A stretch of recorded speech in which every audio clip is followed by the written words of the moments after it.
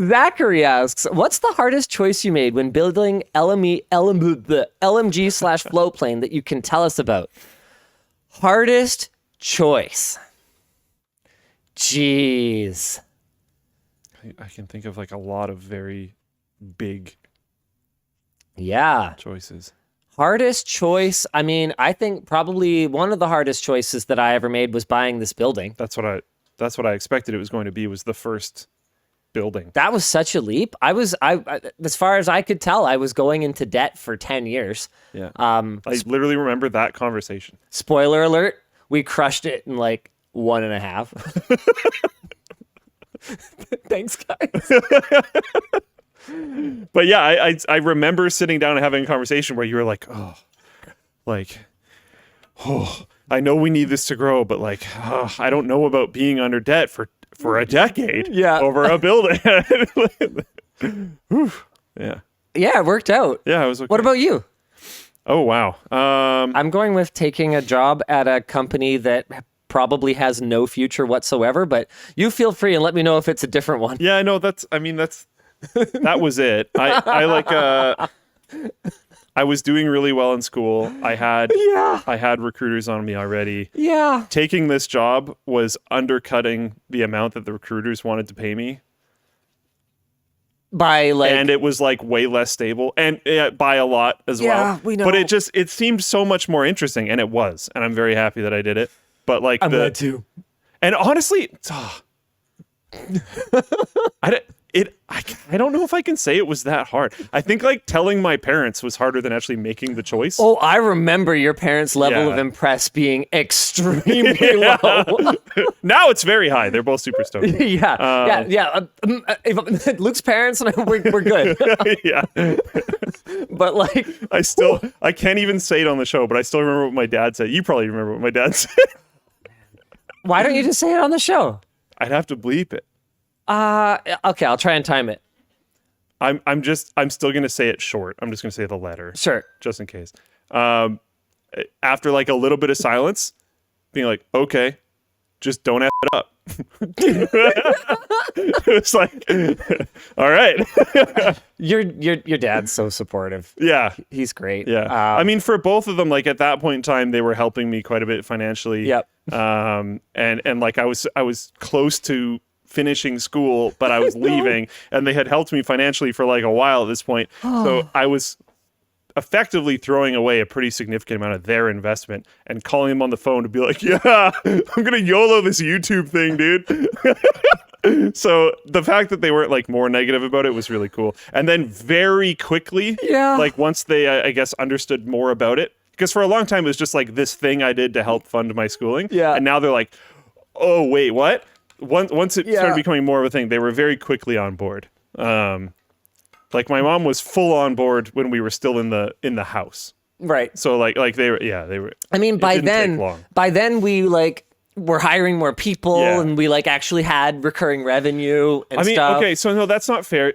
They were both on board before then as well. I don't know if you remember, but my brother and my mom helped us move. That's true. Out of your garage to the I remember that. So it didn't take them that long. Yeah, Luke's parents are super cool. His whole family is super cool. Yeah. I was once threatened by one of his relatives with a knife. Oh, man, we've probably told that story. Right? We have told the story, but even then, super cool. I'm over it.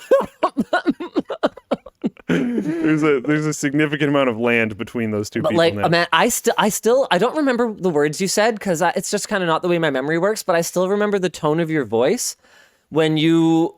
It felt like you really needed reassurance when you told me that you had told your parents that we were doing this. Yeah. It was like you really needed to hear me say, this is going to be okay.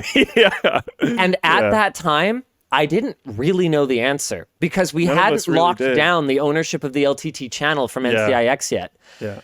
I remember having already committed and knowing you were down the hall, because I like lived with you at this point, updating your LinkedIn because you weren't sure if we were going to get the channel.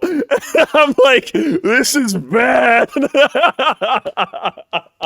I don't know if I've ever talked about that. Hey, I did tell you, though, that wherever I went, I would try to take you with me. I'm just... Like, I made it clear that, like, Luke was part of the package. Yeah, you had my back. You had my back. I'm not saying you didn't have my back. I'm just saying in that situation, that was a very. I'm sure you remember that was a very doom and gloom.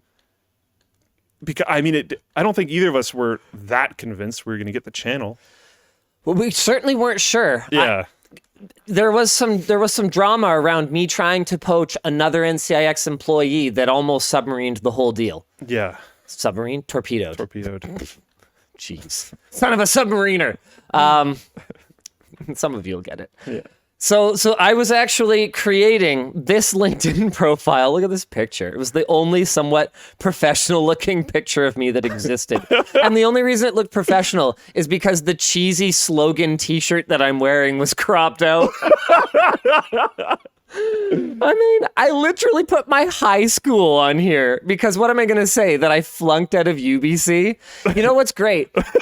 You know, there's that whole stereotype or that whole I don't know, trope, right? Where startup founders, like startup people quit school. But I flunked out. Luke quit, like what, a year from completion? Something like that. Okay, Ed was the worst. Because as far as I remember, is he still here? Oh, I wish he was still here in the office to tell the story. It's terrible, okay?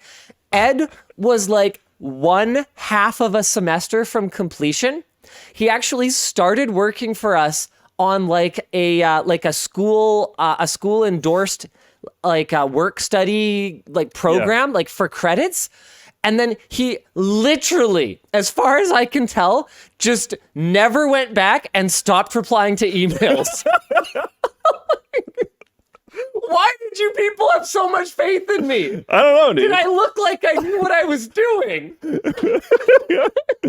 A lot of the stories from that time, like trying to recall them, like this was the same with the mountain story. Like when I was talking about the lightning, it doesn't feel real. And then I like pick up some evidence. Like after I told that story about the lightning, I said it was really close. Yeah. And in my head, I was like 30 feet-ish. But then I'm like, that doesn't sound real. I can't say that. And then I went back and I watched some of those old videos. And there's Austin, who was with me at the time, talking about how close it was at that time because it's on film. Yeah. And I'm like, oh my goodness, my memory was actually correct. That's insane. Another thing, I want to bring this up now before I forget it. Yeah. If you mentioned the old shirt that you had on for the LinkedIn profile. Yeah. If you Google LTT store, on the sidebar, it comes up with Linus Sebastian, Canadian YouTuber, like your like Wikipedia page. Yeah. And then it's just this picture of this really old picture of you wearing your old badminton shirt. The like everyday badminton shirt. Every day I'm shuttling. Yeah. And then if you click images, I don't know why I did this. If you click images, it's like almost all just like you wearing very little clothes. Like so many of the results are just partially nude Linus. By the way, this is amazing. Oh man, what is that? Oh, that's funny. That's actually really funny. Oh no. Thanks for watching, and thanks to XSplit for sponsoring this week's clips. XSplit is perfect for content creators or businesses, and you can save 10% off with code Linus using the link in the video description.